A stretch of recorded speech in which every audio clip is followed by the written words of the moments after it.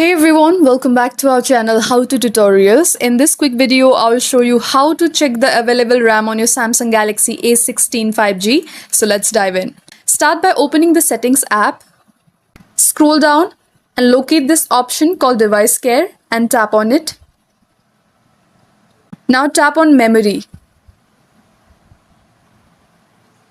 Here you will see total RAM, used RAM, available RAM, plus the option to clean up memory if needed. If your phone has the RAM Plus feature, scroll down to see how much internal storage is being used as extra virtual RAM.